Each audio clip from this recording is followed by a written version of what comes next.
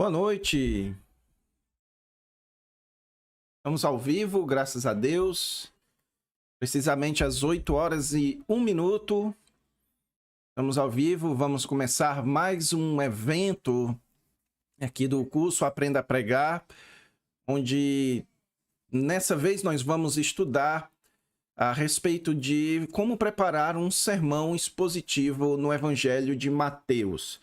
E eu queria agradecer a presença aqui de vários irmãos e irmãs que estão aqui.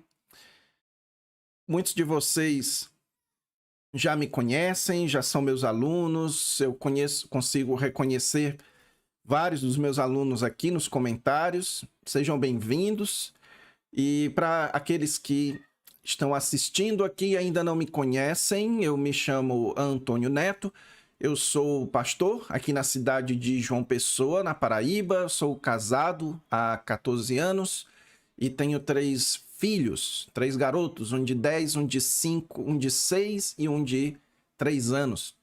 E desde 2007 eu criei o projeto Aprenda a Pregar, que no começo era apenas um curso de pregação e durante um tempo, esse curso acabou se tornando um ministério, o Ministério Esdras 710, onde nesse ministério eu disponibilizo cursos online gratuitos e pagos para ajudar as pessoas a fazer aquilo que Esdras dispôs o seu coração a fazer, que foi estudar, praticar e ensinar a palavra de Deus, a lei do Senhor, tá bom? E eu agradeço a cada um de vocês que estão aqui, cada um de vocês aqui que estão participando, de alguma forma estão contribuindo para o progresso do Evangelho, o progresso da obra de Deus, à medida que nós vamos aprendendo aqui como pregar melhor as Escrituras e como preparar pregações que sejam bíblicas e didáticas para o povo de Deus.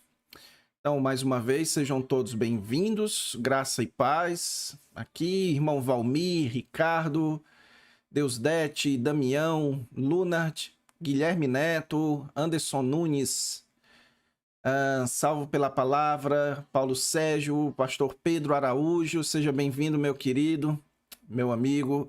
Raimundo Dias, Renato Lopes, Anderson, enfim, tem muita gente, meu conterrâneo aqui, Aglailton, lá de Fortaleza, seja bem-vindo, Josafá, Dilma Amorim, Raimundo Dias, José Bezerra, enfim, se eu for aqui saudar todo mundo, a gente vai passar um bom tempo. Então, todos vocês aqui que estão participando, recebam as minhas saudações pela graça e pela paz do Senhor Jesus Cristo. E, pessoal, eu imagino que vocês estão aqui para aprender, para desenvolver as suas habilidades na preparação de um sermão que seja bíblico e didático. Esses eventos que eu promovo já é o segundo seguido, certo? No mês passado eu fiz, esse mês agora eu estou fazendo também, mas a gente não faz todos os meses, a gente faz à medida que nós sentimos as necessidades dos alunos. Então, os alunos do curso Aprenda a Pregar, eles me procuram, mandam mensagens dizendo, olha, eu queria aprender mais sobre isso e tal, e aí a gente vai marcando esses eventos para, então, preparar conteúdo que seja útil para os alunos do curso Aprenda a Pregar. Só que eu sempre aproveito essa oportunidade para convidar outras pessoas. A gente faz alguns anúncios ali no Facebook, no Instagram, para convidar outras pessoas para virem fazer parte desse evento e dessa forma conhecerem não apenas como é que se prepara um sermão, e eu garanto a você que se você assistir todas as aulas que nós vamos ter de hoje até sexta-feira, se você acompanhar tudo que eu vou dizer aqui, você estará sim preparado para preparar um sermão expositivo nos evangelhos, ok? Mas caso você deseje se aprofundar, nessas semanas, nesses eventos, eu sempre abro matrículas para o curso por um valor bem promocional mesmo, tá certo? Algo que vai de fato ser acessível à maioria dos irmãos. Nós temos aqui nos comentários diversos irmãos e irmãs que já são alunos e que posteriormente podem confirmar aqui a respeito da bênção que o curso tem sido nas suas vidas, tá bom? Então é isso, chegamos aqui à marca de 100 pessoas aqui ao vivo. Para mim é muita gente, graças a Deus por isso. E eu quero pedir licença para vocês, para a gente fazer aquilo que é o mais importante antes de tudo, que é orar ao Senhor, pedir a sua bênção e a sua condução em tudo que nós vamos fazer, não apenas hoje, como também durante essa semana, tá bom? Então, se você está aí e puder me acompanhar em oração, eu lhe agradeço. Vamos orar. Amado Deus, querido Pai, nós estamos aqui reunidos, mesmo que distantes, para aprender mais da Tua palavra, Senhor. Nós queremos aqui, em um só coração, estudarmos juntos, crescermos juntos, investigarmos as melhores formas de servir a Ti e ao Teu povo através da pregação. Que toda honra, toda glória seja destinada ao Teu santo nome, que o Senhor seja engrandecido com todas as nossas atividades, hoje, durante essa semana e para sempre, Senhor. Abençoa-nos em nome do Senhor Jesus Cristo. Amém. Amém. Então é isso, pessoal. Vamos lá começar os nossos trabalhos. Eu imagino que você está aqui porque você está com bastante vontade de aprender, então eu não vou conversar mais tanto aqui com vocês. Vamos para o que interessa. Vamos começar os nossos trabalhos. Bem, durante essa semana eu quero preparar com vocês um sermão expositivo, tá certo? Mas para que a gente comece o nosso trabalho, para que a gente comece a nossa preparação, em primeiro lugar, deixa eu explicar para você o que é um sermão expositivo, caso você ainda não tenha sido introduzido a essa expressão sermão expositivo. Bem, o sermão expositivo é um modelo de sermão que é baseado em um texto e se preocupa em expor as ideias daquele texto. Basicamente, isso é o que é um sermão expositivo. É a exposição e aplicação das ideias de um texto, de uma porção das Sagradas Escrituras. Ele é diferente em metodologia do sermão temático, por exemplo. A gente já teve aqui uma semana onde eu ensinei todo o processo de preparação de um sermão temático, do começo ao final. O sermão temático, ele é também exposição bíblica, mas ele não é baseado apenas em um texto. Ele é a exposição das ideias de diversos textos a respeito de um assunto. Então você estabelece um assunto, então você pesquisa o que a Bíblia fala sobre este assunto. E aí você junta ali os textos e então estuda esses textos e prepara o sermão baseado naquilo que a Bíblia fala sobre um assunto. Existem, obviamente, outros modelos de sermão, mas o modelo do sermão expositivo e o modelo do sermão temático, eles são os mais conhecidos. Então, por que nessa semana nós vamos trabalhar um modelo de sermão expositivo? A resposta, pessoal, é porque é uma necessidade e a maioria das pessoas que pregam a palavra de Deus e que trabalham, a maioria dos pastores que desejam expor as Escrituras, eles, embora utilizem o sermão temático, eles priorizam o sermão expositivo, especialmente o sermão expositivo seriado, quando você pega um livro da Bíblia e então você vai expondo esse livro toda semana. Eu, na minha igreja, na igreja que eu pastoreio, eu estou fazendo duas exposições. Uma exposição no livro de Hebreus e outra exposição no livro de 1 Pedro. Então, no livro de Hebreus, eu faço às quartas-feiras. Então, toda quarta-feira, eu seleciono uma porção e prego. Na outra quarta-feira, a porção seguinte e prego e por aí vai. Nos domingos, quando o pastor principal aqui da igreja ele pede para eu pregar, então eu prego a porção seguinte da primeira carta de Pedro. Então, se você é alguém que valoriza esse método de pregar a palavra de Deus, como eu acho que você deve valorizar, então essa semana de aulas é uma semana que vai lhe ajudar a entender a mecânica, a metodologia de preparação e estruturação de um sermão expositivo, que é bíblico, que é fiel à palavra de Deus, mas que também é aplicável à vida das pessoas, tá certo? E nessa semana nós vamos concentrar a nossa atenção em preparar um sermão expositivo no Evangelho de Mateus. E, mais uma vez, por que o Evangelho de Mateus? E a resposta para isso é porque essa é uma das grandes demandas que muita gente me procura pedindo ajuda. Então, no curso Aprenda a Pregar, eu ensino aos meus alunos aquilo que eles precisam entender para pregar em qualquer texto bíblico.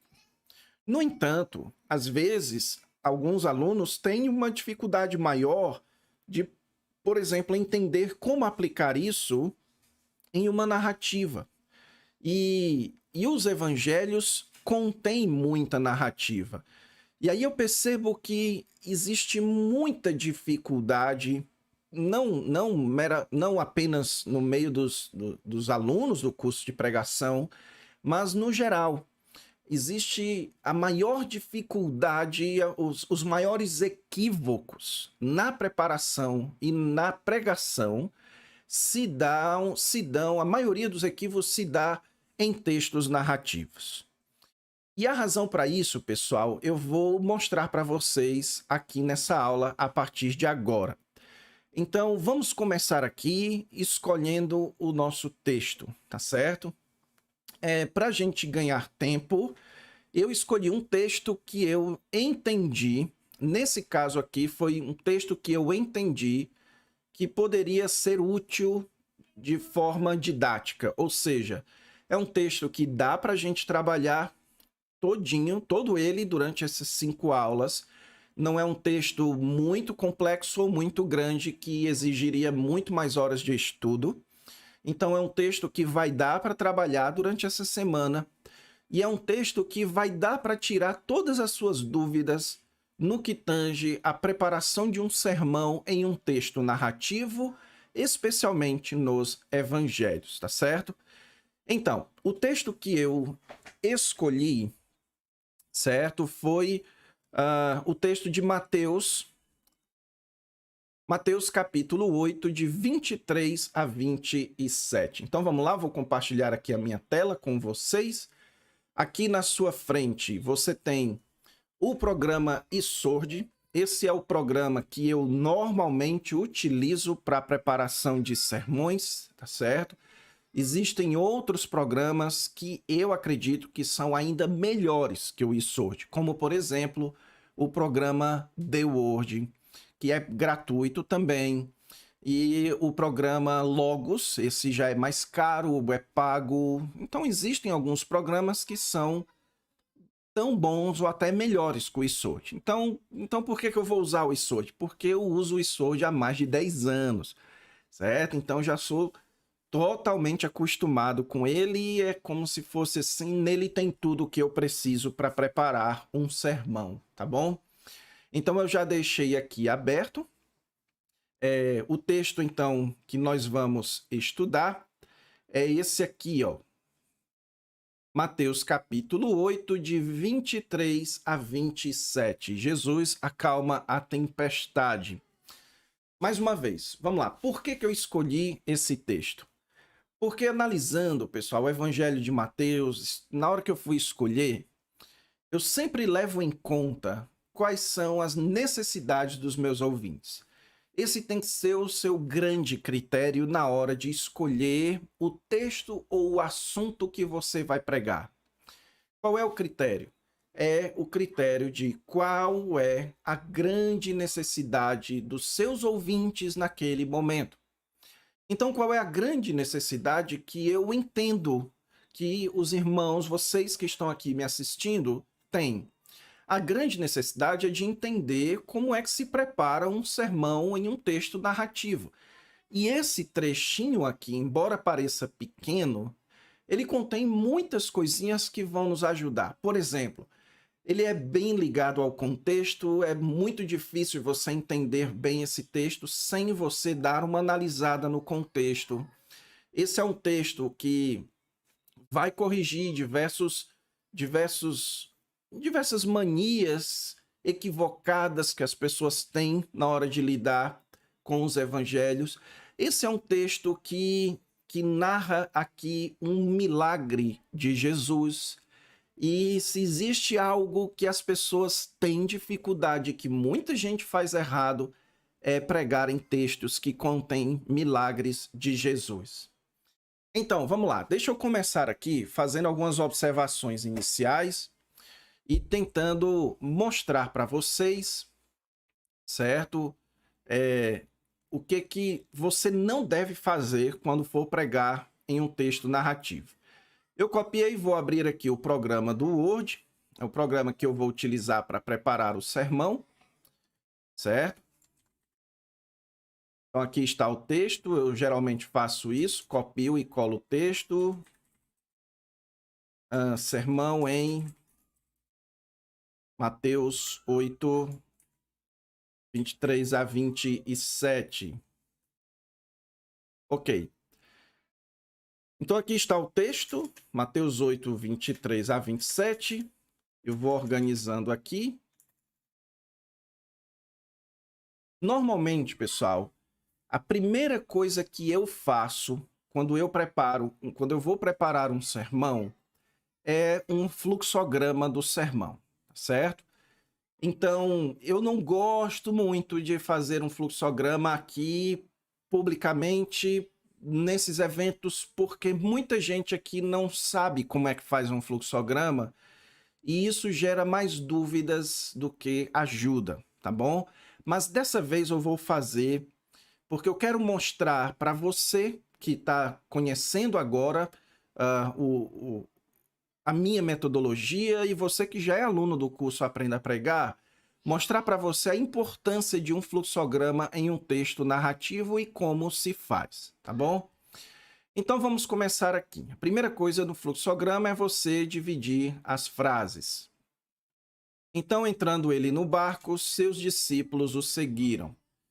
E eis que sobreveio no mar uma grande tempestade, de sorte que o barco era varrido pelas ondas. Entretanto, Jesus dormia. Mas os discípulos vieram acordá-lo, clamando: Salva-nos, Senhor, perecemos. Perguntou-lhes então Jesus: Por que sois tímidos, homens de pequena fé? E, levantando-se, repreendeu os ventos e o mar, e fez-se grande bonança.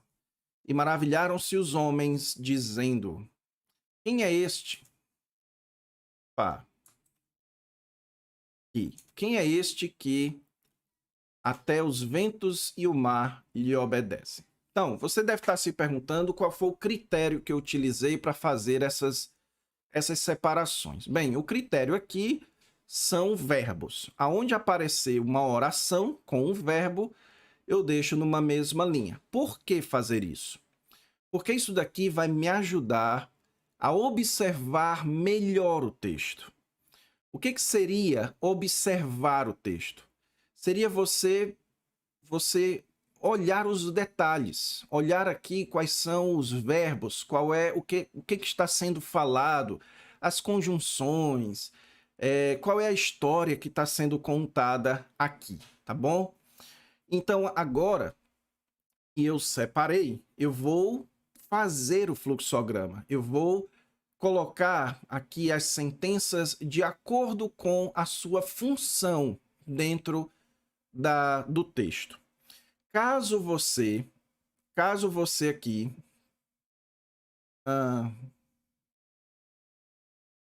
irmãos, olha, eu estou vendo aqui alguns comentários dizendo que a imagem está embaçada.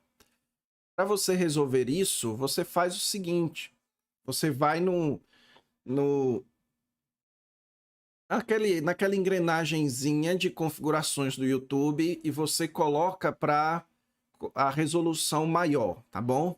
Aí resolve o seu problema, tá certo? Então vamos lá. Então é só aumentar a resolução que dá certo. Às vezes é uma engrenagenzinha, às vezes são 3 pontos, tá bom? Vamos lá. Então, agora eu peço que você tenha um pouco de paciência, porque se você nunca estudou o fluxograma, talvez você fique um pouco confuso com aquilo que eu vá fazer aqui. Mas não se preocupe, tá certo? Que nem é tão difícil assim, se depois você quiser aprender. E também o importante é que você observe o resultado, ok? Então vamos lá. Então, entrando ele no barco, aqui você tem a oração principal, seus discípulos o seguiram. Eu vou aqui dar um enter para deixar o então lá em cima, tá bom? Então, os seus discípulos o seguiram, entrando ele no barco. Então, o que é que o texto está nos dizendo?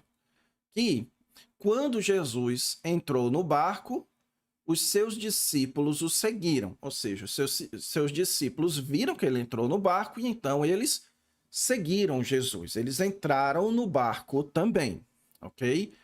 E aí ele nos conta aqui um novo fato. E eis que sobreveio no mar uma grande tempestade. Aqui nós temos uma oração principal. Sobreveio no mar uma grande tempestade, de sorte que o barco era varrido pelas ondas. Então ele nos conta aqui que sobreveio uma tempestade e o resultado disso era que o barco era varrido pelas ondas. Aí ele nos dá um contraste aqui, certo? Esse contraste é aqui, ó. O barco era varrido pelas ondas, mas Jesus dormia. Então, a tempestade varria o barco pelas ondas, mas Jesus dormia. Veja aqui o entretanto. Então, ele nos conta aqui, sobreveio uma grande tempestade, aí 2 coisas aconteceu. As ondas varriam o barco e Jesus dormia, tá bom? Então, você pode, nesse momento, já se perguntar assim, como é que Jesus estava dormindo no meio de uma tempestade? Pronto, isso daqui nós vamos resolver depois, quando a gente for interpretar o texto. Nesse momento, nós estamos apenas observando o texto. A gente está aqui sentindo o texto, tá certo? Então, entretanto, Jesus dormia, mas os discípulos vieram acordá-lo. Aqui eu vou colocar aqui. Entretanto, Jesus dormia, mas os discípulos vieram acordá-lo clamando, ok?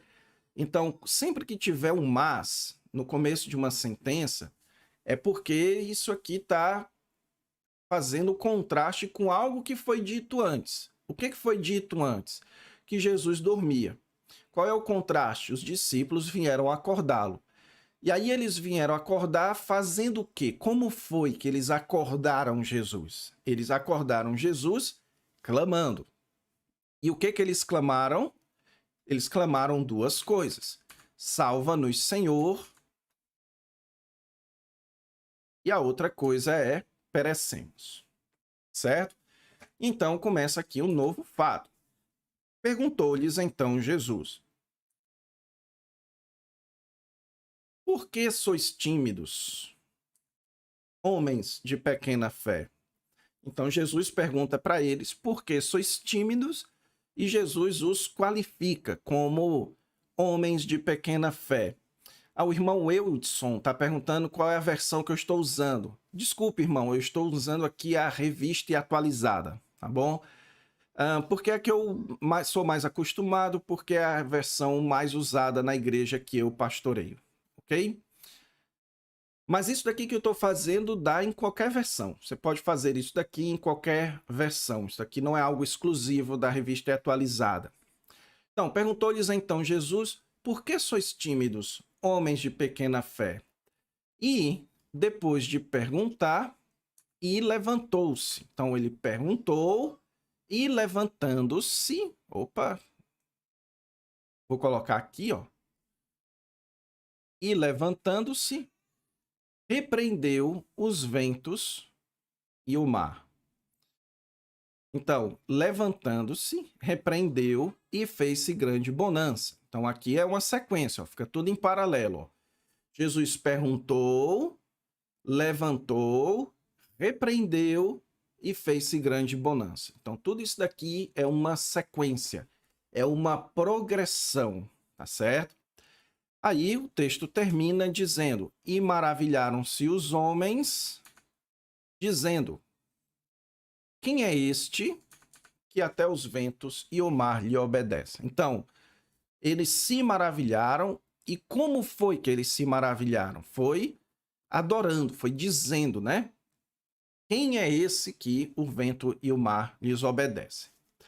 Então vamos lá, pessoal. Aqui nós temos o fluxograma da passagem, aqui um fluxograma básico, simples. Eu não coloquei as setinhas, não vou fazer o esboço por enquanto, tá certo? Esse fluxograma aqui eu vou disponibilizar para vocês lá no grupo do WhatsApp. Não se preocupem, para você poder utilizar posteriormente. O que muita gente faz, e eu quero aqui que você que está assistindo, 183 pessoas que estão agora assistindo, preste, por favor, muita atenção nisso que eu vou falar agora. O grande erro, aliás, eu não vou colocar o grande erro, não. Existem dois principais erros que as pessoas cometem nesse ponto, quando vão pregar nos evangelhos ou numa narrativa. O primeiro erro é você tratar a narrativa como se você estivesse pregando numa carta. Ou seja, preste atenção aqui. Uma das coisas que, quando eu recebo, alguns alunos me pedem, professor, olha aqui meu sermão e tal, olha aqui esse esboço que eu fiz, o que é que o senhor acha? Aí, quando o esboço é numa narrativa, eu percebo que o grande vício que existe é quando a pessoa ela quer pregar numa narrativa, mas com a sua cabeça como se ela estivesse pregando numa carta. Ou seja, querendo encontrar uma lição em cada ponto. Então, você vai dividir aqui o texto em 2 ou 3 porções e cada porção ela tem um ensino que vai virar um ponto do sermão. Isso, meus irmãos, funciona nas cartas. Por quê? Porque as cartas são textos informativos. As cartas, como as cartas são informativas, ela tem um argumento. Todo texto de uma carta é um argumento, é uma forma de argumentação. E a argumentação, ela tem pontos. Por isso, quando você vai pregar numa carta, é tão fácil, aliás, não é sempre fácil, mas você consegue identificar com mais facilidade os pontos do sermão. Mas quando você vai pregar numa narrativa, preste bem atenção aqui. O que você tem na narrativa não são argumentos, são fatos, eventos. Então, cada uma dessas divisões aqui, ó, vou marcar para você, certo? Aqui, ó, cada vez que o texto fica sem espaçamento, é a descrição de um fato, ok? De um fato na sequência, ó. Então, é assim que funciona a narrativa, Seus discípulos o seguiram, veio uma tempestade, Jesus os perguntou, levantou, repreendeu, fez-se grande bonança e maravilharam-se os homens. Então, esses aqui são os fatos principais que, quando Mateus foi escrever o texto, foram esses fatos que ele queria chamar a sua atenção. Esses são os únicos fatos? Não. Por exemplo, ele conta aqui, vou mudar de cor, ele conta aqui, ó, que o barco era varrido pelas ondas, que Jesus dormia, os discípulos vieram acordá-lo, certo? Depois que eles disseram, isso tudo aqui são fatos, tudo isso aqui que está grifado são fatos. Mas os fatos de amarelo, os eventos aqui de amarelo, são os eventos principais. Os em verde são os eventos que fazem parte dos eventos principais. É assim que funciona uma narrativa. Qualquer narrativa que você pegar, pode ser no Antigo Testamento, pode ser nos Evangelhos ou em Atos, elas funcionam dessa forma. Elas não são argumento. Preste atenção aqui. Você não tem um argumento aqui. Então, quando você for preparar o sermão num texto dos Evangelhos, você não vai fazer assim. Por exemplo, versículo 23, seus discípulos o seguiram. Então, aqui eu vou ter um ponto do meu sermão. Versículo 24 e 25, sobreveio uma grande tempestade. Aqui é o meu segundo ponto. Versículo 26, terceiro ponto. Versículo 27, quarto ponto. As coisas não funcionam assim em narrativa. Isso funciona numa carta, certo? Isso funciona no Salmo. Isso funciona em outras literaturas. Em narrativa, as coisas não são assim. Então, como é que são? Como é que funciona uma narrativa e como é que eu tiro o esboço de uma narrativa? Vamos lá. Você vai olhar aqui os fatos, tá certo? O esboço do texto, você vai olhar aqui os fatos. Preste atenção nos fatos, ok? Vamos começar aqui. Eu vou fazer um pouquinho diferente dessa vez, tá bom? Eu vou colocar o esboço do lado do texto mesmo. Eu não vou aqui fazer como em outras vezes eu fiz, de fazer aqui 2 colunas e tal. Não, eu vou fazer aqui na brutalidade mesmo, tá bom? Então vamos lá. Qual é o primeiro fato? Os discípulos seguem a Jesus. Ok? Esse é o primeiro fato. Os discípulos seguem a Jesus. Mateus está me informando que os discípulos seguiram a Jesus. Agora vamos aqui para o segundo fato. Vou colocar aqui embaixo que tem mais espaço. Certo? Qual é o segundo passo? O segundo fato. Aqui, tá vendo em amarelo aqui? Esse é o segundo fato que ele quer que eu saiba. Veio uma grande tempestade. E o que aconteceu no desenrolar dessa tempestade? Certo? Então, o barco foi varrido pelas ondas enquanto Jesus dormia e os discípulos foram lá e clamaram a ele, dizendo que haviam perecido. Certo? Então, o que você percebe aqui? É que, nesse momento, os discípulos, eles identificam, eles passam por um problema, ok? Qual é o problema? O problema de navegar no meio de uma tempestade e enquanto Jesus dormia. Então, e é isso que Mateus está querendo me contar. Eu não estou inventando nada aqui, viu, pessoal? Preste bem atenção. Eu vou já falar sobre isso. Aqui é o segundo erro. É as pessoas inventarem lições onde o texto não tá. Mas eu chego já lá. Então, note que é isso que Mateus quer que você saiba. Primeiro, que os discípulos seguiram a Jesus e que depois houve uma tempestade e que os discípulos sofreram com essa tempestade, como o barco sendo varrido pelas ondas enquanto Jesus dormia. Então, como é que eu descrevo esse fato aqui?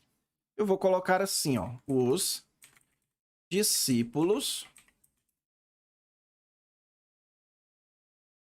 sofrem enquanto Jesus dorme, certo? Aí vamos lá. Terceiro fato. O terceiro fato, na verdade, você percebe que é uma progressão, ó. Perguntou-lhes e.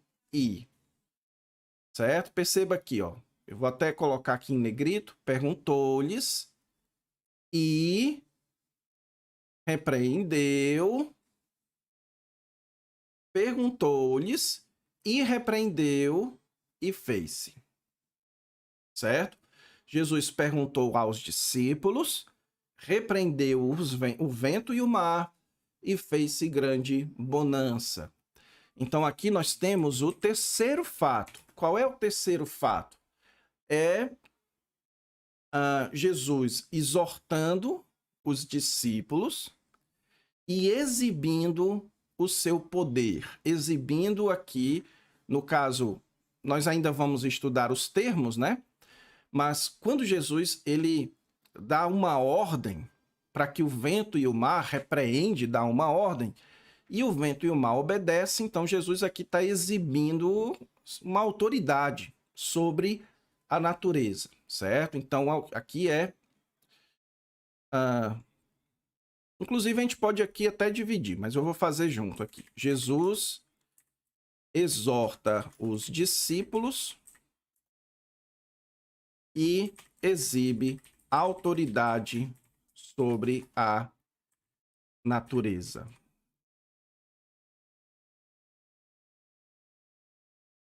Deixa eu colocar tudo isso daqui juntinho. Opa. Não dá, hein? Só aqui dá. Dá não. Ah, já sei. Opa. Mas esse Word é o osso, viu? Vamos lá. Agora vai. Pronto.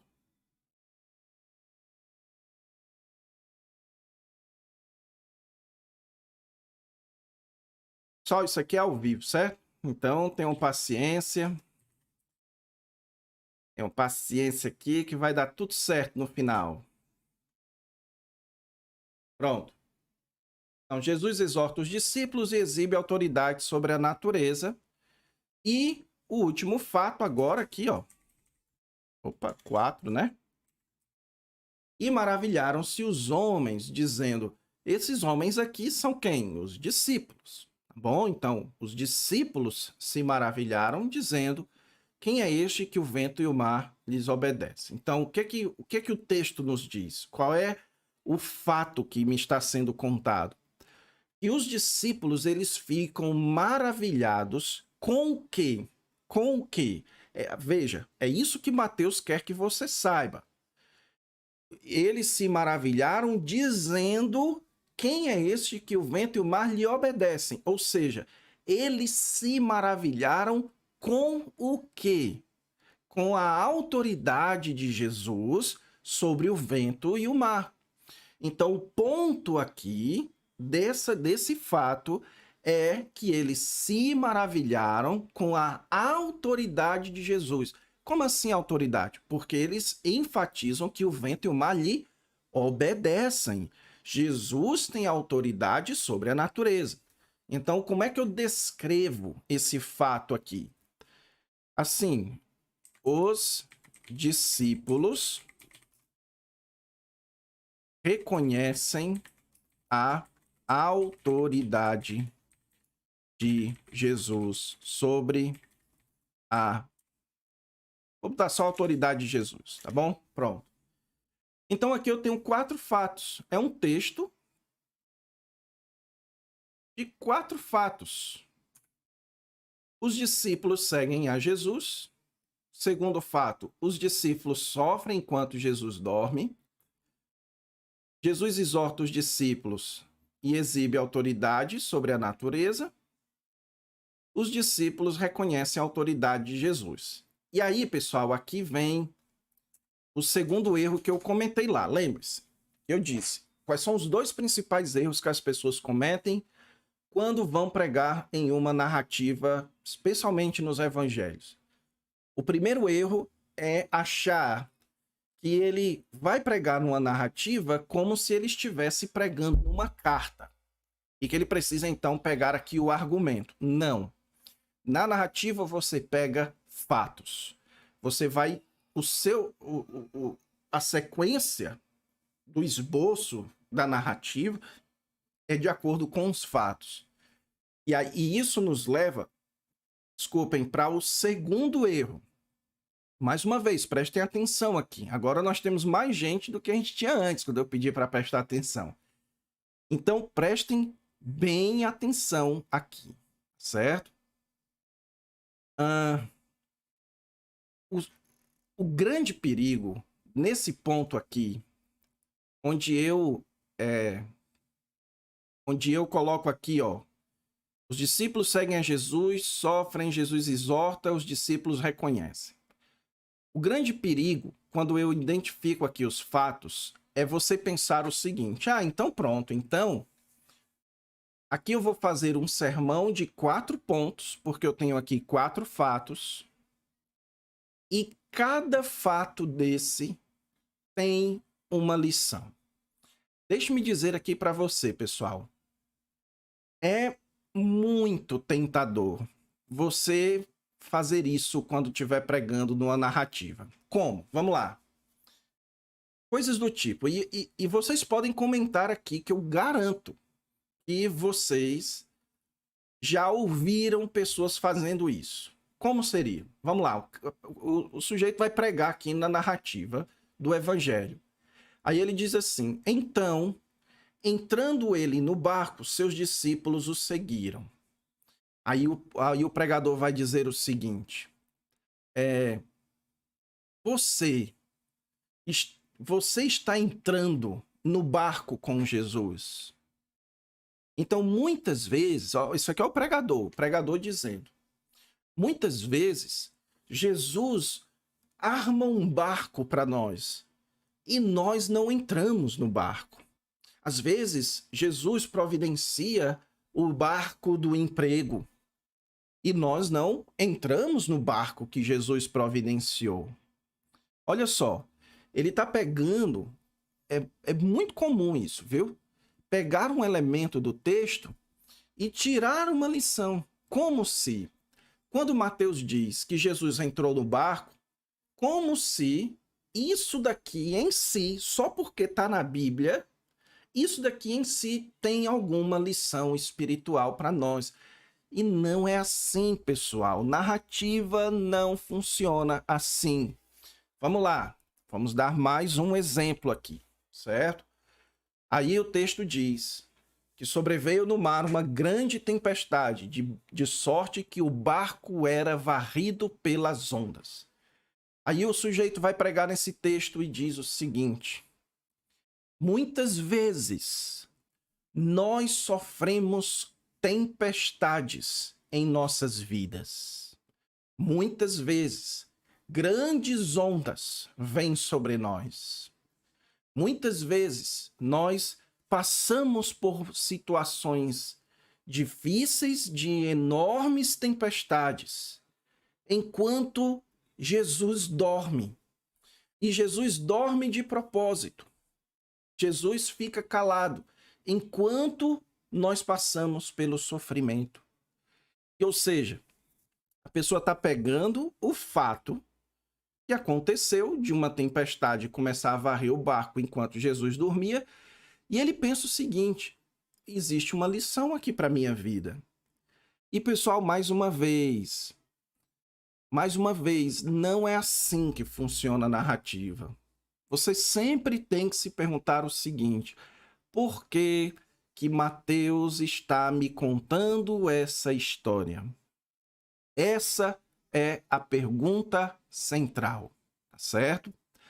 Então, se Se você sair aqui dessa aula aprendido apenas isso sobre a interpretação de narrativas para pregação, eu já vou estar plenamente satisfeito. O quê?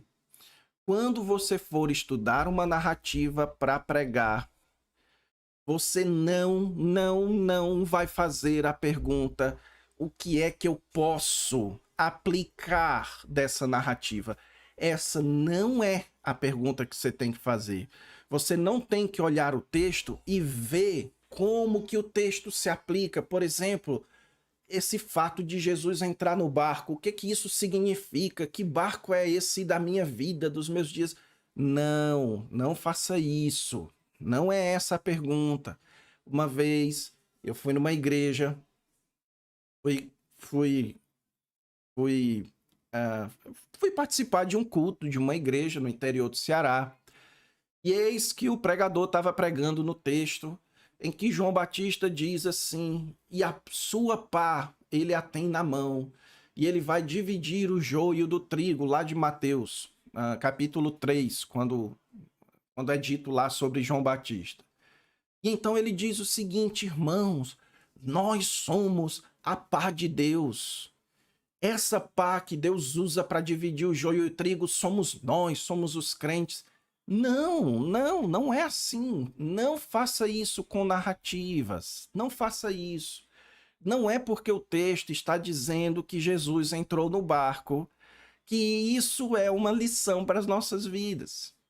Não é porque o texto está dizendo que as ondas varriam aquele barco que isso é uma lição para as nossas vidas.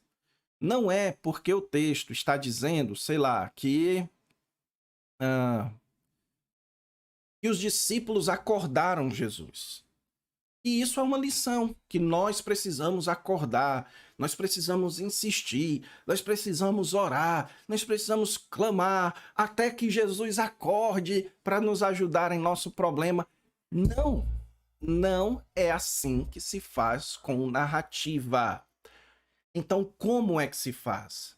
Você vai fazer a seguinte pergunta: o que é ou por que Mateus está me contando estes fatos aqui? Por quê? O que Mateus está querendo me ensinar quando ele conta esses fatos aqui, certo? Então, existe uma lição principal? Existe. Não existe uma lição em cada fato. É esse o ponto. O sermão expositivo e a interpretação de narrativa precisa-se fazer essa distinção. Você não vai buscar a lição em cada fato. Você vai buscar aquilo que é chamado de moral da história. Ok? Moral da história. Imagine que Mateus está chegando para você, agora no século XXI. Você nunca leu esse texto. Aí Mateus chega para você e diz o seguinte, deixa eu escolher uma aqui, o Aglailton. Aglailton, rapaz, tu soube do que aconteceu com Jesus e os discípulos dele? E aí você pergunta, o que foi que aconteceu? Tu me acredita que Jesus entrou no barco? Aí os discípulos foram lá e entraram também. E quando Jesus estava indo ali, subindo ali na praia de Iracema, entrando ali no alto mar, na praia de Iracema de Fortaleza, então começou uma tempestade grande lá. Só que Jesus estava tão cansado, mas tão cansado, que ele não acordou com a tempestade. E os discípulos ficaram com tanto medo que foram lá acordar ele. Aí, no que eles acordam Jesus, eles dizem, Senhor, nós vamos morrer. Aí Jesus então responde, não, nós não vamos morrer. Vocês é que são pessoas de pequena fé. Aí Jesus se levantou e mandou que tudo se acalmasse e tudo se acalmou. E então os discípulos ficaram extremamente admirados. Aí você pergunta, mas o que eles ficaram admirados? Eles ficaram admirados com o fato de Jesus mandar na natureza. é muita autoridade. Como é que um homem manda na natureza? Um homem desse não pode ser só homem, ele tem que ser Deus, porque só Deus é que manda na natureza.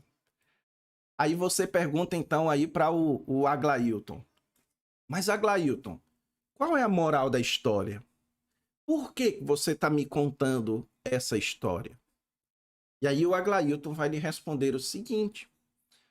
Ele vai responder dizendo, olha, pelo que eu entendi,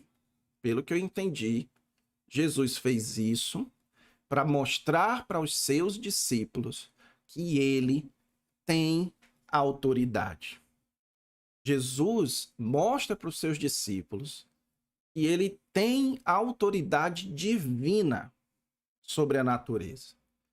Foi isso que os discípulos aprenderam e é isso que Mateus quer que nós aprendamos. Então, essa que é a moral da história. Sempre que você for pregar em uma narrativa, eu lhe peço de coração, como seu professor e, por que não, como um pastor que prega as Escrituras e que quer que as Escrituras sejam pregadas, não faça esse grande equívoco de ficar tentando encontrar lição em cada partezinha do texto. Você não faz isso em outras histórias que você lê e você também não vai fazer isso nos evangelhos. Ah, professor, você vai me dizer que os evangelhos é uma história qualquer? Claro que não. É a história de Jesus, mas não deixa de ser uma história. Não é uma história fictícia, é uma história real, mas não deixa de ser uma história. E como história, ele tem uma moral da história, certo? Então, eu não sei se vocês entenderam bem. Se você que não entendeu o que eu estou falando aqui, por favor, comente, porque disso depende todo o restante da nossa semana, tá certo? Então, vamos lá. Outra coisinha também importante, pessoal, da gente observar aqui é o contexto, né? Onde é que esse texto está no Evangelho de Mateus? Como é que ele é ligado aos outros textos aqui do Evangelho de Mateus? Como é que você faz isso? Você faz isso lendo. Você vem aqui, ó, no capítulo 8, e você vai ler o capítulo 8. E tenta, e preste atenção aqui, você não vai simplesmente ler.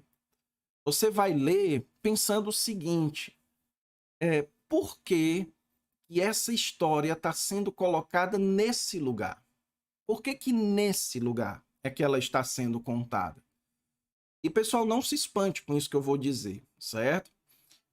Os evangelhos, eles contam histórias reais, histórias verdadeiras, mas eles contam uma história querendo ensinar teologia. Ou seja, nem toda história que é contada no Evangelho de Mateus, ela está na sequência que de fato ocorreu, certo? Por isso que você vai encontrar uma história que é contada no começo do livro de Mateus, ela é colocada lá na metade do livro de Lucas.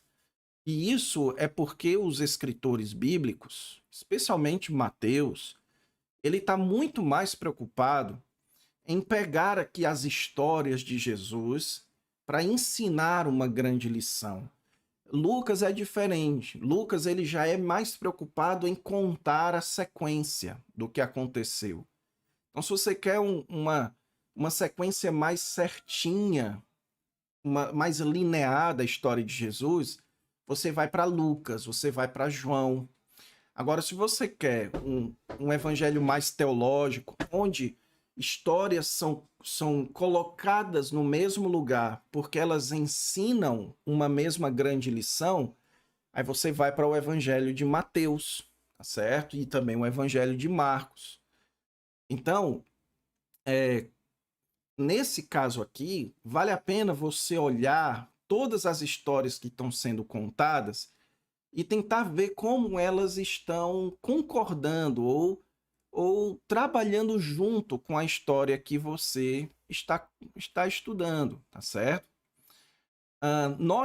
Veja só, note aqui, ó, no final do capítulo 7, note aqui, no final do capítulo 7, quando ele diz o seguinte, Mateus: quando Jesus acabou de proferir essas palavras, estavam as multidões maravilhadas da sua doutrina. Por quê?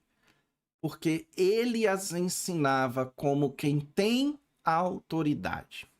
Então, Mateus começa a falar de autoridade. Mateus 7, 29. Começa o versículo, capítulo 8, certo? Aí, olha só. Descendo ele do monte, grandes multidões o seguiram. E eis que um leproso, tendo se aproximado, adorou, dizendo: Senhor, se quiseres, podes purificar-me. Aí, olha só, olha, isso aqui é demais, pessoal. Isso aqui é maravilhoso. E Jesus, estendendo a mão, tocou-lhe, dizendo: quero, fica limpo. Olha só, por que Mateus está me contando isso? Por quê? Por quê? Ele não está me contando isso para, assim, falar que Jesus ele nos toca também. Então, clame a Jesus, que Jesus vai tocar você. Não, não é assim. Quando Jesus toca um leproso, Jesus está fazendo algo proibido, cerimonialmente proibido na lei de Moisés.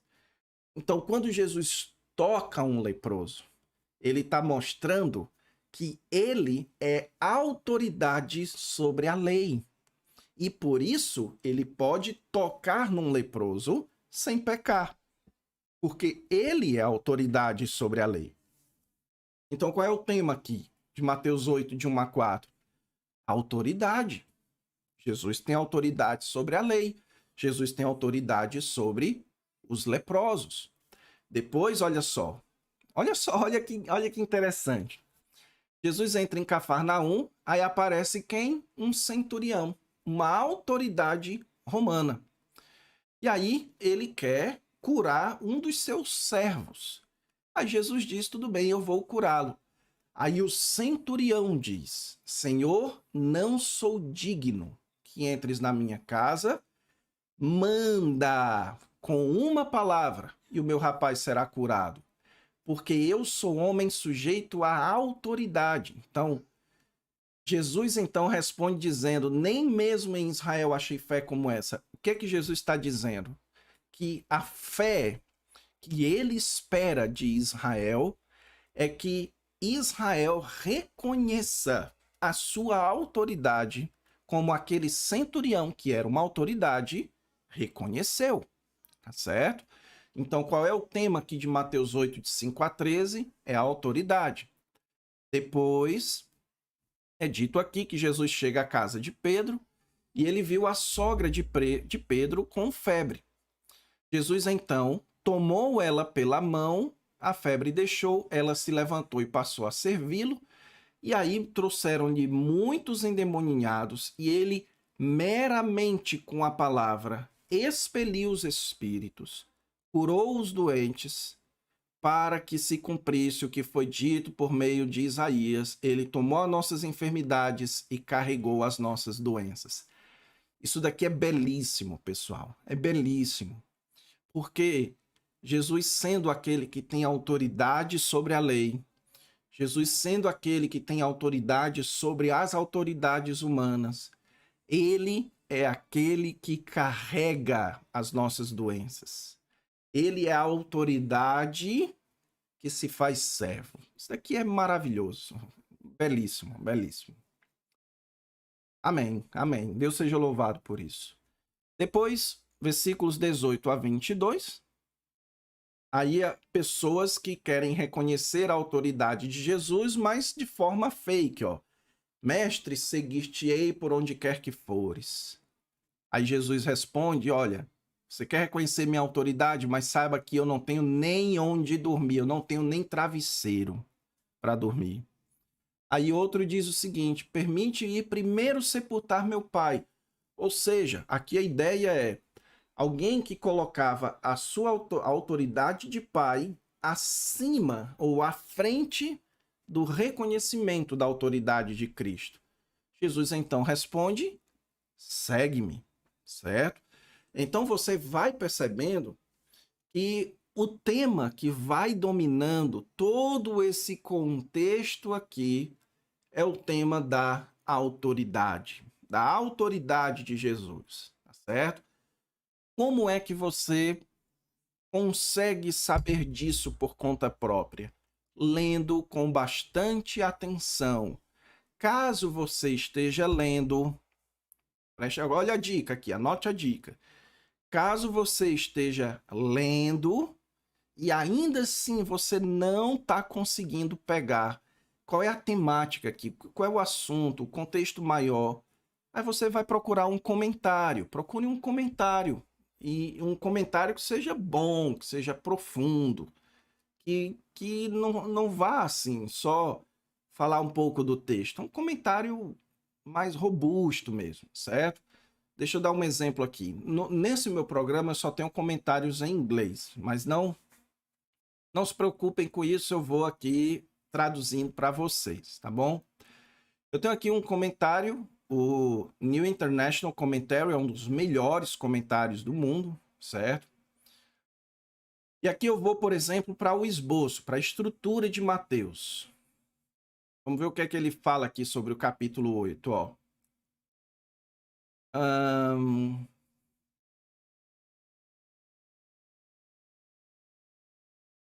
Ó, olha só. E, pessoal, eu dou minha palavra para vocês que eu não olhei esse comentário aqui antes dessa aula, tá bom? Olha só para você ver como o comentário vai confirmar a nossa análise aqui. Ele diz o seguinte, que do capítulo 8 até o capítulo 9:34, o assunto ali é a autoridade do Messias revelada em seus feitos, certo? Aí, do capítulo 8, de 1 a 17, milagres de cura e restauração que revelam a autoridade de Jesus. Depois, dois contrastes do 8 ao 22. Depois, outras 3 demonstrações de autoridade do 23 até o 9 e 8. A tempestade no lago, os endemoniados gadarenos e o homem paralítico. Então, o nosso texto faz parte de um contexto que está falando sobre autoridade. Portanto, qual é a moral da história aqui? A moral da história é a autoridade de Jesus. A revelação da autoridade de Jesus. Essa é a grande lição desse texto aqui. E que, se você vai pregar expositivamente, é sobre isso que tem que ser o seu sermão. Tá certo?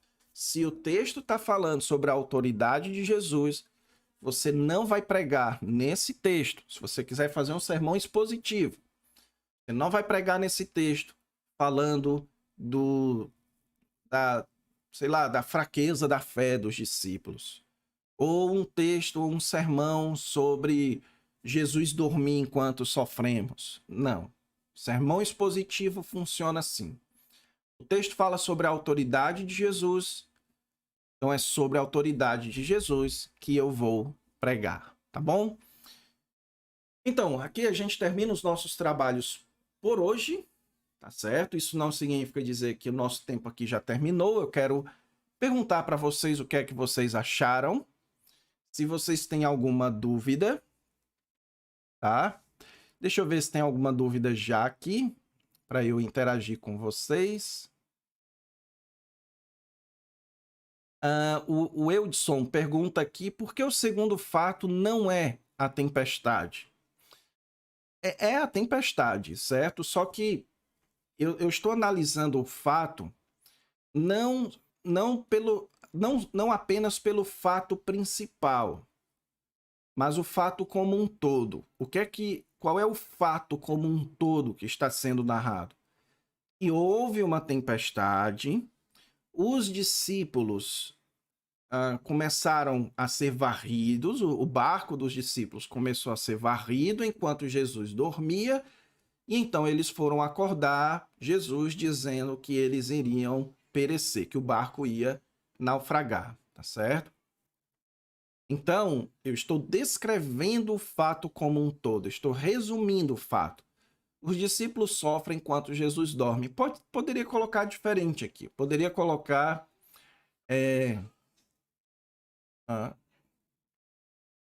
o barco, o barco naufraga. Não sei, porque eu acho que está tão bem descrito aqui que eu não consigo pensar mais em outra coisa, tá bom? Mas eu acredito que o irmão já entendeu. Demonstra autoridade sobre a natureza. É isso mesmo. Edmilson Inácio. É isso mesmo. Na narrativa, pergunta aqui. O Baiano está perguntando aqui. Meu pastor, tem como fazer um contraste de narrativa em um salmo? Tem sim, eu posso fazer isso agora mesmo, ó. Vamos lá, deixa eu abrir aqui um salmo.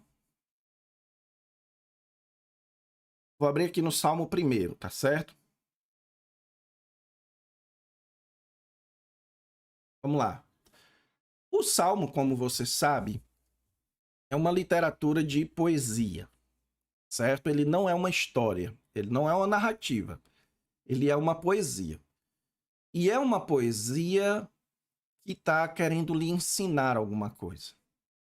Existem diversos tipos de salmos, nós não temos como entrar aqui. O Salmo 1 ele é chamado de Salmo de Sabedoria, que é um salmo que tem o propósito de ensinar sabedoria. É diferente, por exemplo, dos salmos imprecatórios. É diferente dos salmos messiânicos. É diferente dos salmos de romagem. Então, existem diversos tipos de salmos. O salmo aqui, o salmo primeiro, é um salmo de sabedoria. Então, o propósito desse salmo é ensinar sabedoria. Sendo assim, aquilo que eu disse que você não pode fazer numa narrativa, você pode fazer no salmo. Por exemplo, bem-aventurado o homem que não anda no conselho dos ímpios. Você pode tirar uma lição daqui? Você pode, porque é isso que o autor está querendo que você faça. Que você entenda que uma pessoa bem-sucedida, aos olhos de Deus, obviamente, é quem não segue o conselho dos ímpios. Então, você pode tirar uma lição daqui. É isso que o autor quer que você faça. Depois, ó, antes o seu prazer está na lei do Senhor, e na sua lei medita de dia e de noite. Você pode fazer um sermão inteiro, só no versículo 2. Primeiro, prazer na lei do Senhor, meditar na lei do Senhor. Então você pode fazer aqui um sermão de 2 pontos, sem problema nenhum, dizendo o seguinte, irmãos, qual deve ser a nossa atitude diante dos mandamentos de Deus? Primeiro, prazer nos mandamentos de Deus. Segundo, meditar nos mandamentos de Deus. Precisamos ter prazer, precisamos meditar. Isso você pode fazer num salmo, porque é isso que o autor do salmo quer que você faça. Que você aprenda sabedoria em cada coisa que ele disser. Você pode ir para qualquer salmo. E eu vou fazer mais. Vou comparar aqui com uma carta. Vou pegar aqui a carta de Efésios, capítulo 2, texto bem conhecido, certo? Ele vos deu vida, estando vós mortos nos vossos delitos e pecados. Você pode tirar uma lição daqui? Claro que você pode. Por quê? Porque é isso que o autor, aqui no caso Paulo, quer que você faça.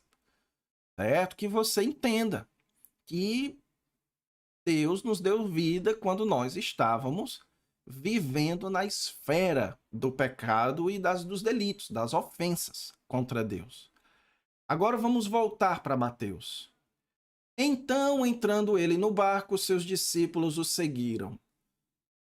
Qual é a lição que você tira disso daqui? Jesus entrou no barco e os discípulos entraram no barco com Jesus. Qual é a lição que que isso daqui está querendo ensinar? Não, isso aqui está querendo me dizer que Jesus entrou no barco e que os discípulos entraram no barco com Jesus, e ele está me contando isso porque ele quer me preparar para o que ele vai contar agora, da tempestade. Ele quer me dizer que quando teve essa tempestade, os discípulos e Jesus estavam no barco. Então é por isso que ele está me contando esse fato. Então eu não preciso tirar uma lição aqui. Jesus entrou no barco e os discípulos entraram no barco com Jesus. Isso não, qual é a lição? Não, isso é uma história, isso é um fato. E pronto, fato tem que ser encarado assim, como um fato. Ok? Depois que você analisa todos os fatos, aí você pensa, tá bom, e qual é a moral da história? Ok? Vamos lá.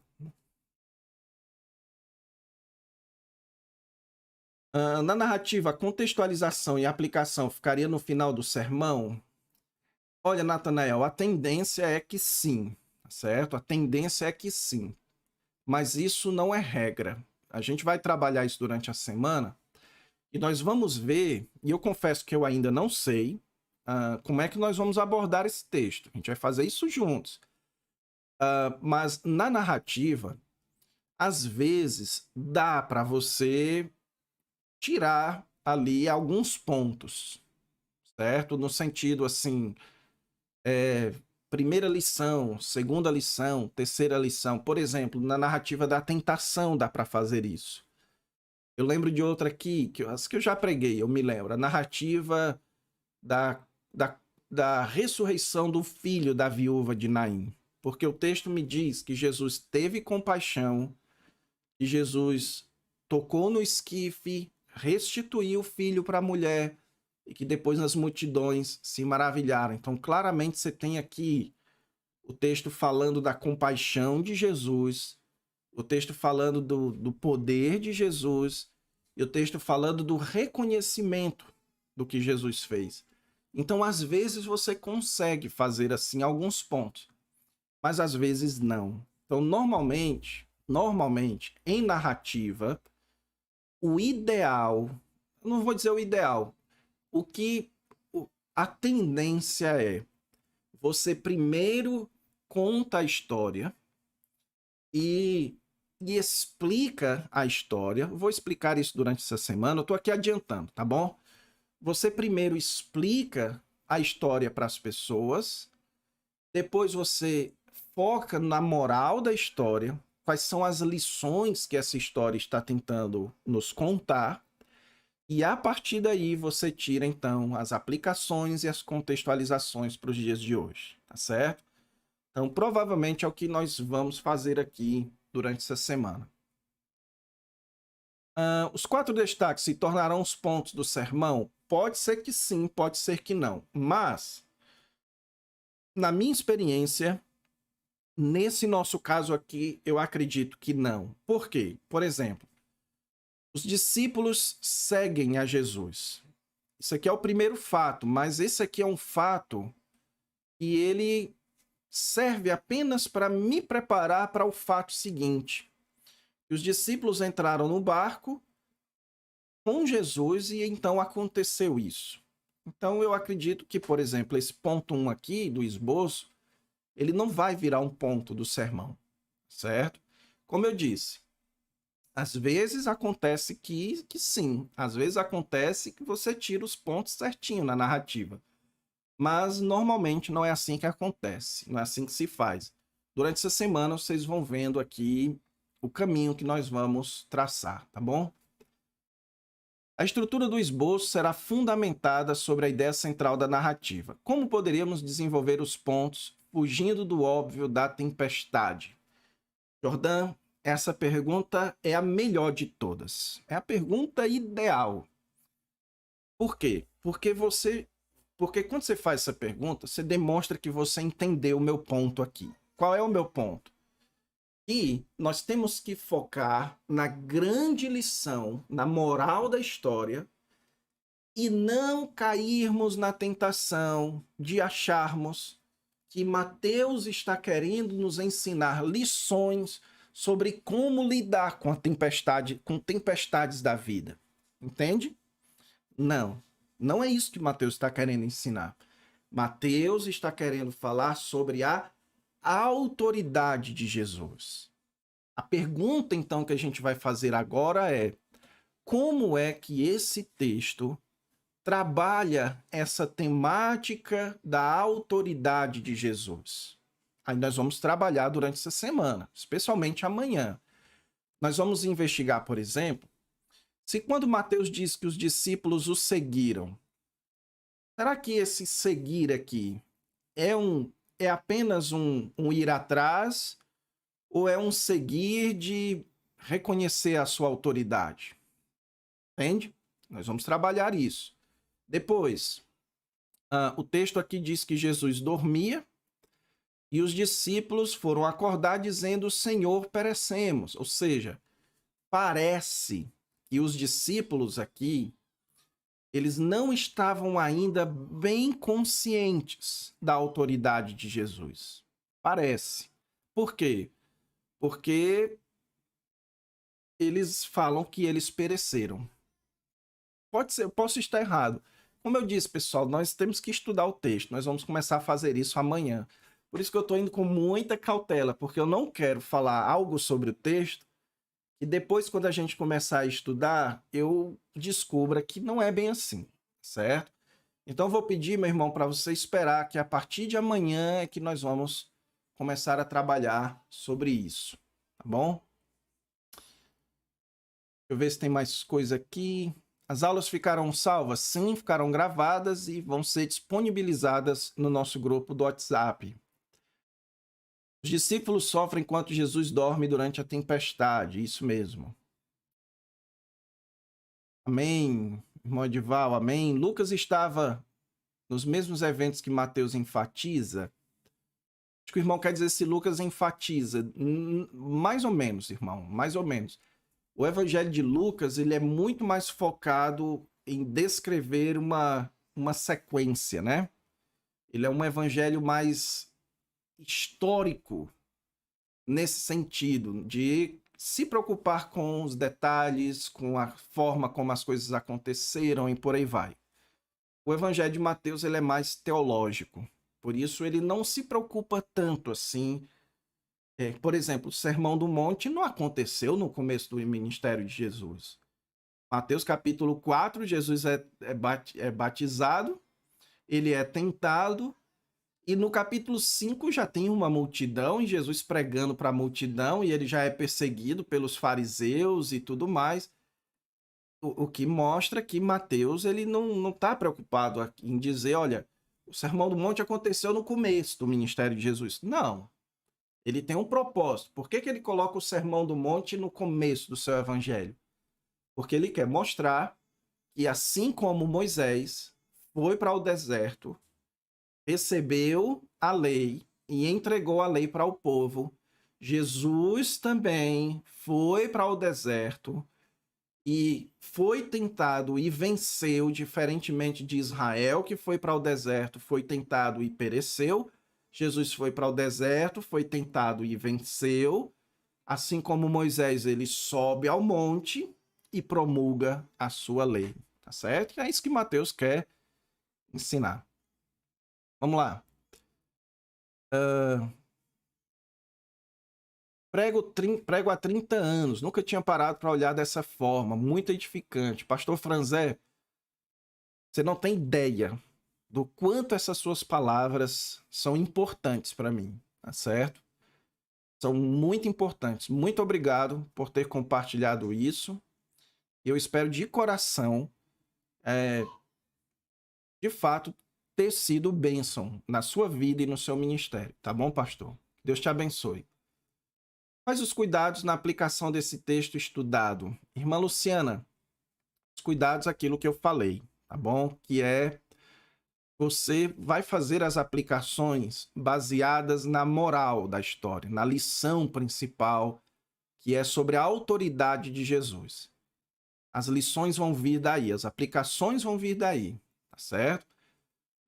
O grande perigo, o grande cuidado que você tem que tomar é de não ficar tirando lição onde lições não estão sendo dadas. Esse é o grande cuidado.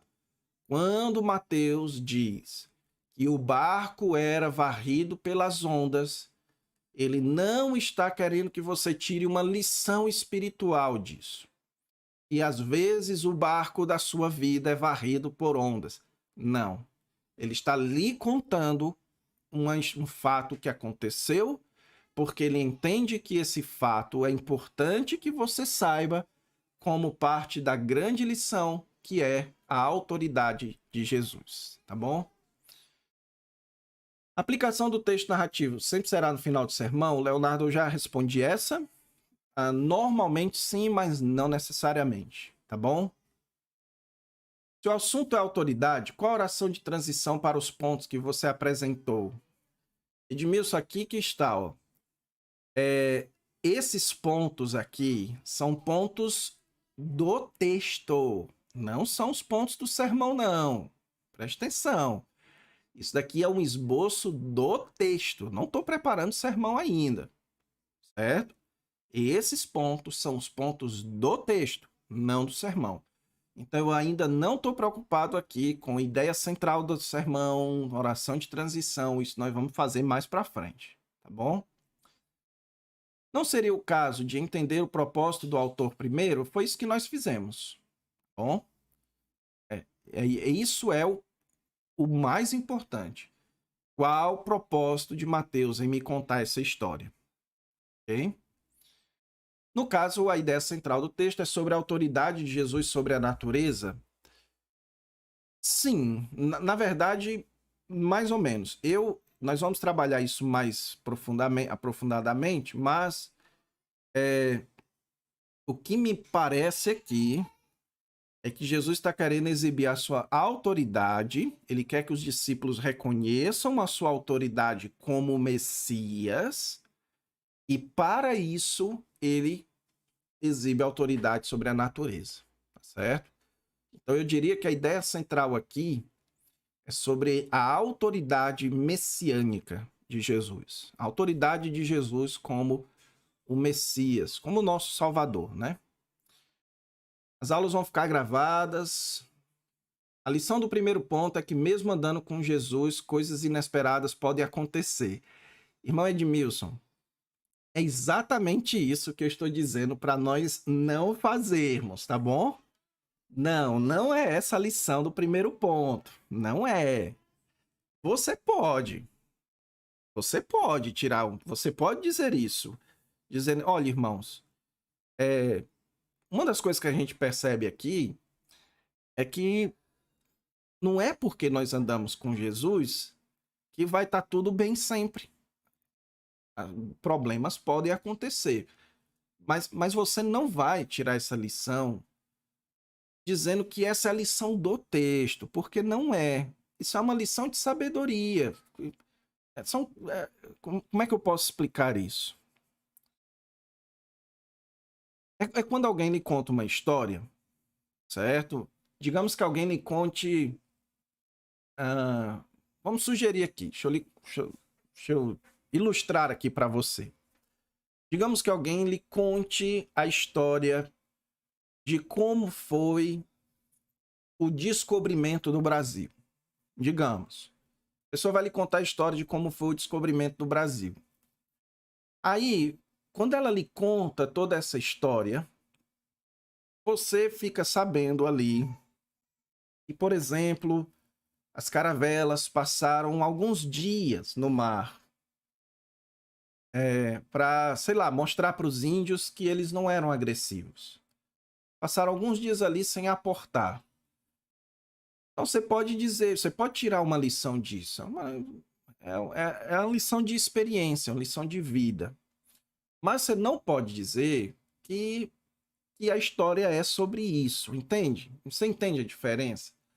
Assim também, quando o texto diz que os discípulos estavam com Jesus no barco e uma tempestade aconteceu, não é o propósito de Mateus nos ensinar que mesmo que você esteja perto de Jesus, coisas ruins ainda podem acontecer. não é isso que Mateus está querendo ensinar. Embora isso pode ser aprendido, isso pode ser percebido aqui, certo? Ocasionalmente.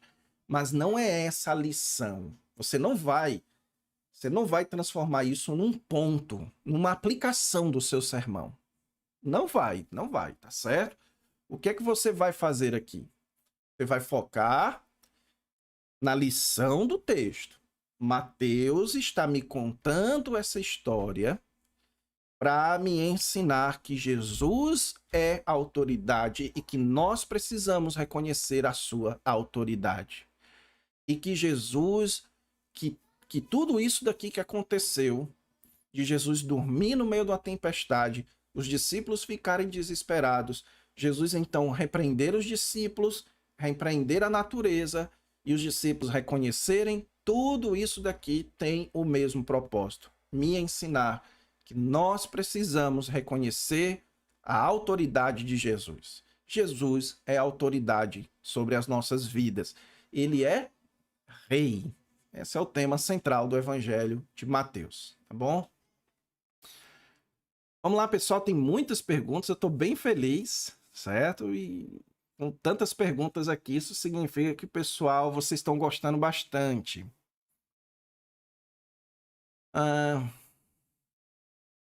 É contraindicado fazer um sermão sem pontos com a narrativa? Não, Lucas, não.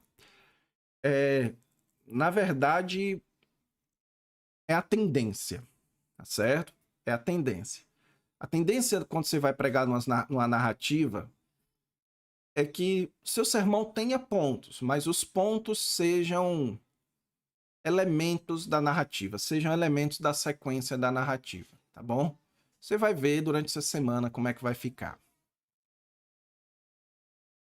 Poderia ser a autoridade de Jesus sobre o mar, sobre os discípulos? Poderia. Poderiam ser 2 pontos do sermão, para no final você fazer a grande aplicação, né? Jesus precisa ter autoridade sobre todos nós. Vamos ver se vai ficar assim. Vejo muita gente usando pontos como trampolim para interpretações existencialistas e motivacionais. Irmão Jordão, você hoje está nota 10 aqui nos seus comentários, porque esse o ponto, tá certo? Esse o ponto.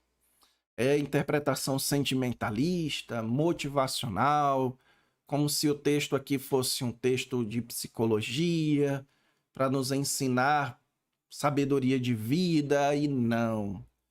Os evangelhos não são literatura para ensinar sabedoria.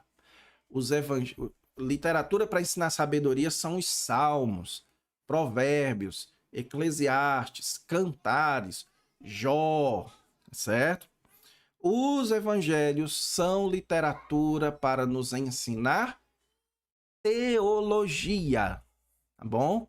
Isso daqui é hermenêutica, pessoal. E que teologia os evangelhos querem ensinar? Teologia sobre Jesus. Quem é Jesus? O que Jesus fez?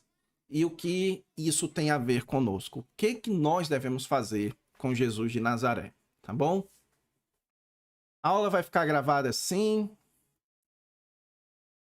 O Lenildo, é verdade, a gente fica tão ansioso, é isso mesmo, então não percam amanhã. O senhor vai nos fornecer ou indicar algum material? Vou indicar e vou fornecer muita coisa durante essa semana, tá bom? Eu vou dar para vocês módulos do eSword, eu vou dar uma apostila de um passo a passo de como preparar um sermão. Enfim, vai ter bastante coisa que eu quero dar para vocês durante essa semana lá nos grupos do WhatsApp. Quando se prega em narrativas que se repetem em outros evangelhos, o ideal é harmonizar o texto com os outros ou focar somente na narrativa daquele evangelho?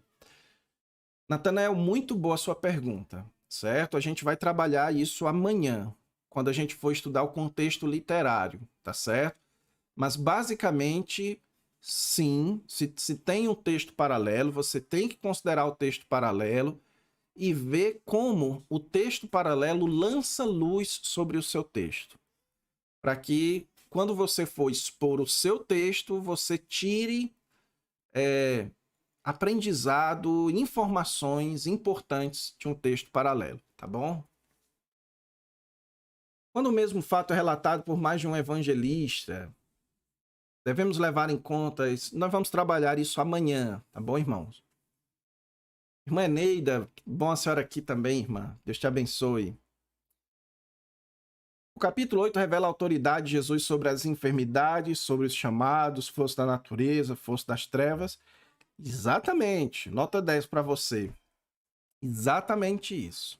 Foco é a autoridade. E é isso, pessoal. Não sei se tem aqui mais pergunta.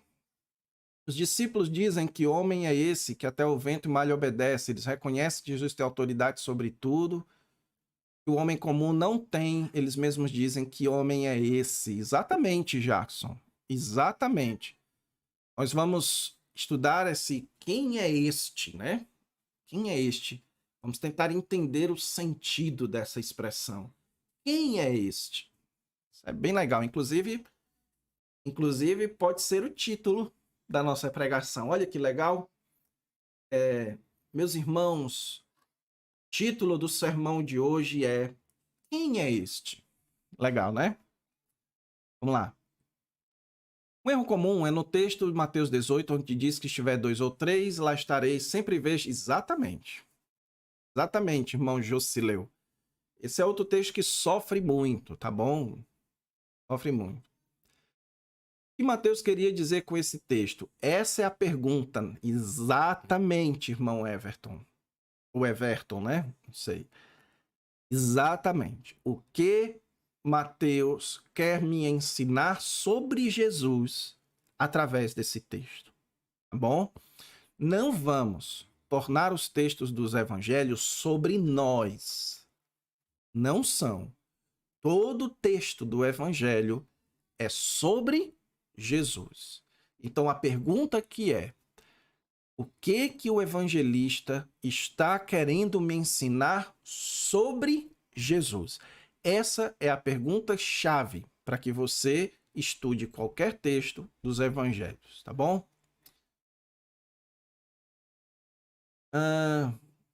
Dá o módulo do comentário que o senhor apresentou o esboço. Irmão, eu até queria, irmão. Até queria, mas ele é muito caro, sabe? Eu gastei um dinheirão para comprar esse módulo, certo? Então eu acredito que os desenvolvedores do módulo não iriam gostar muito que eu distribuísse ele, tá bom?